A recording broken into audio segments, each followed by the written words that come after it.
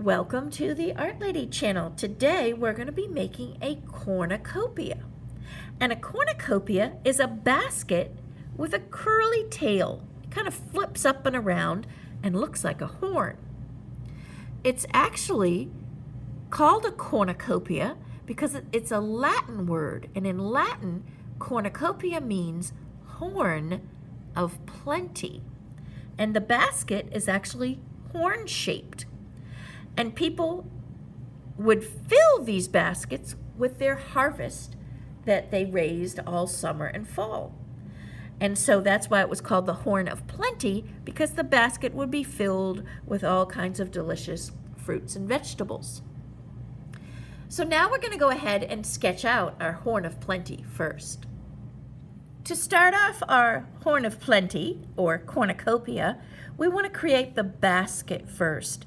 And we're going to leave the front opened of the basket so we can fill it with all our beautiful fruit. And if we draw the line here, then we'll have to erase it. And I'm going to have you go straight to marker or Sharpie. But if you're at home and would like to use a pencil first, that's fine too. So the first thing we need to do is find the very middle of our page. So we're going to go in the very center and put in number 1. And we're going to start forming a giant letter C. So I'm going to come up and curve around. And notice I'm just a little bit from the top of the page. And then I'm going to come down and around here as well. So it's a smaller version of a letter C. I don't come out really wide here. It's almost the shape of an oval. If we were to connect it together, it would be an oval. And now we need to make that beautiful curving twist to the back here of the cornucopia basket. So I come across the page here at the bottom, up a little bit from the bottom here of this oval, and I'm curving up toward the very middle of the page. And when I get to the middle, I'm going to start curving my line so that it doesn't touch the middle. And I do want to have a twist on that horn because it's like a horn shape. So I'm going to curve it up and around. So we come up from the edge, around, almost like you're making a circle. And it can end in a point, or you can round this. I'm going to round it a little bit, just like make a U on the end. And then I'm going to come back and then come down. It's almost like I'm starting to form a circle right here. So I'm coming up and around, and then this is going to come up and touch the corner here, the corner of this oval. So watch me first. I'm going to come across and touch the oval. So I have a really pretty little cornucopia basket. It forms almost like a horn.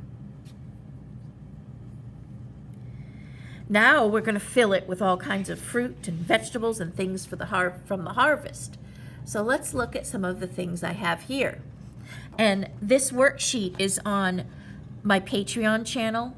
And if you are from a different school, you can download this from Patreon. I'll put it under the description. So if you click on the description of the video, you'll see the link to the Patreon account. And for my students, I just copy this off for them to see at their seat.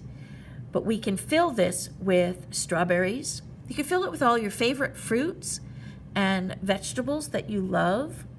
And usually it's filled with fruits and vegetables from summer harvest or fall harvest.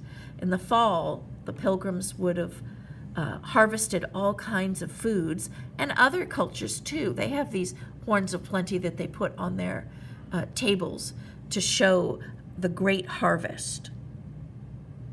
It was a good year harvest, so they fill them with all of the things that came from their farm or nearby farms. So we can put in corn if you'd like to draw in corn. We have apples, oranges, and you can draw your own apples and oranges. You can basically just draw a circle shape if you'd like, or you can have a bump at the bottom. You can put in strawberries, And these are just suggestions. You could put in whatever you want in your Horn of Plenty. I have a pomegranate, a pear, some cherries, and of course pumpkins. That's a good fall vegetable. And this is a gourd or a squash. And then I added some peaches, and this is an eggplant, pineapple, and bananas. Typically, the Pilgrims wouldn't have so much tropical fruits. They would have more squashes, gourds, corn, those type of things. Apples, that's more of a fall. But in your Horn of Plenty, you may put what you like.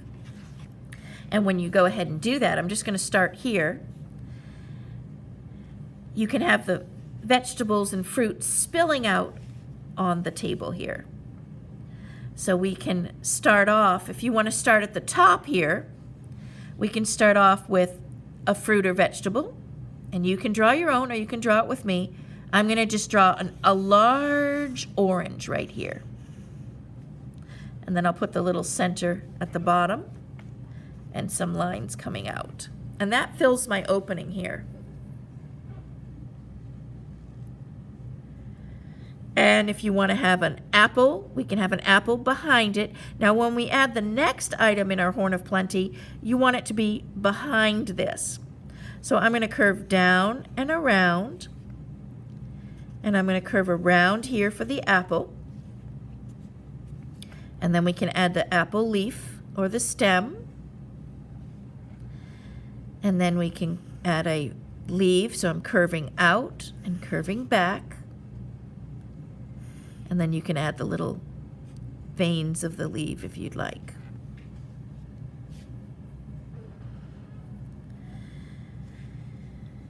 We can have some grapes maybe at the bottom here spilling out. So I'm going to take this line and turn this into a circle. And when you do the grapes, they overlap each other as well.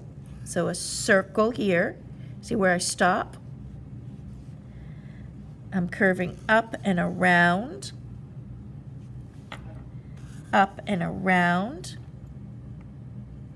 almost C curves. We can just put a partial curve in here because it's inside the basket. I'm going to curve up and then I stop at the basket because it's inside the basket. Just like a circle, but then you stop where you see the line. And I'll have one more coming out and maybe one more back here. And I am going to finish putting some in around here. Grapes are good for fillers in between. So now my grapes are spilling out. We could put another rounded fruit here, maybe a large peach. So I'm going to have it behind here and just curve around. And then I'm going to add the line for the peach. And then I'm going to have the stem. And if you want to add a leaf, you can. Now my circle would come around here, so I'm going to add the other side of the peach on that side. And this is how you would go ahead and add your fruit. If you want a part of a banana sticking out, you can, maybe behind all of this. Let's see, we'll curve it down. I'm going to do a circle and then curve it back. That's part of a banana. And we'll do another one, an oval, curve it, curve it. I could do a smaller one here behind. And these are all behind the peach. So we see just part of a banana sticking out. Let me show you what they look like here. See how they're part of a bunch. And if you add another one behind here, they're all connected together. There. And you can add the detail in the banana. And again, you can design this any way you want to. You might even want to make, you can adjust it, adding more grapes. I might just fill up this with grapes and then I'll be done. Put another grape here. And I have my Horn of Plenty. Now you can go ahead and draw the table in. So behind this we could put a table, or you could have the table come lower. I may just have my table right across here. So that's going to divide the table. And in the Horn of Plenty, if you want to put some texture, you can. Sometimes it shows these curves from the reeds that this was made out of. And I'm just going top, bottom, and making a slight curve. And as it comes around here, I'm curving it like this, going up to the side, and then this one's to the side of the page. And there we have our beautiful Horn of Plenty. Now, if you want to even make, you can have some strawberries maybe out on the table down here because it's spilled out.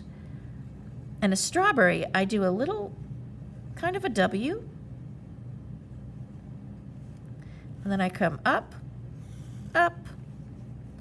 And then we can add a stem, and you could put some leaves. So I come back, out, down, up, and back again. And then your little dots make the strawberries. So I'm going to do a W. Let me show you larger.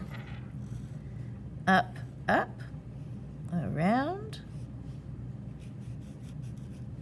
and then little dots.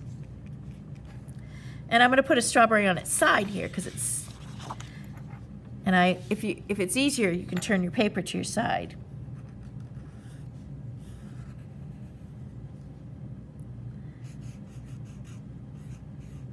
Once you know how to make them, you can add as many strawberries as you'd like. Now, these could be grapes that have spilled out on the Horn of Plenty, whatever you want, spilling out on your table. But have fun decorating your Horn of Plenty. Now, I am going to take some crayons when I do my Horn of Plenty, and I'm going to do some different values. I'm going to do a lighter value like a peach and a brown, and I'm going to add more of these lines with the peach and the brown so that I can get some texture. And texture is one of the elements of art. Line, shape, color, form, texture. And then when I add some cross lines coming around it like this, and then I'm going to paint this in lightly, or you could just color over this. But this is going to give pattern and texture. It'll show the bumps of the basket. If you look at a natural basket, it's got the woven patterns in it.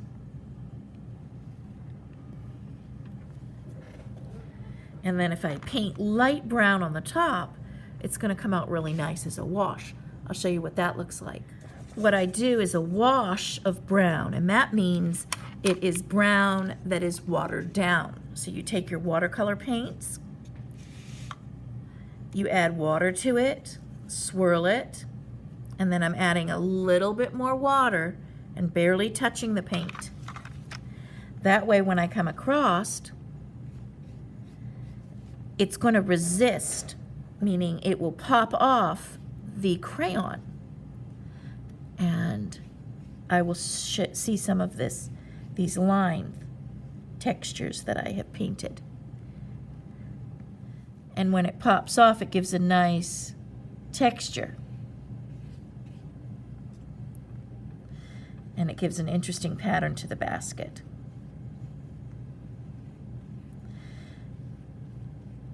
And resist, crayon resist, the characteristic of crayon resist is the little tiny dots that you see on top of the crayon, which also give texture and make it quite beautiful. But that's up to you. If you can even color this in with crayon. If you want crayon, just pure crayon, if you don't have paint at home. And then I'm going to finish my basket, and I will show you what it looks like when it's done. Here's the basket now that it's complete, and what I did was I added really dark to spaces that didn't have any fruit, really dark brown. That shows some dark shadow behind the fruits. Now I'm going to add a little bit of color to the fruit with a crayon, and then I will go ahead and add my paint for resist. So I'm going to just add little bits of lines in these bananas, and maybe a little bit of brown too, or brown flecks. Sometimes bananas have little brown flecks in them. So I'm going to add little tiny kind of dots and then some brown line. I'm going to trace over some of these black markers with the brown. And then for the grapes, I'm going to add a little bit of dark shadow at the bottom of each one. Just a few little crayon lines. Just at the bottom area. We're trying to create some different values, differences in a color. So then when I paint my grapes, it'll be lighter here, and then the crayon will show as darker. Just a few lines, and then I crosshatch.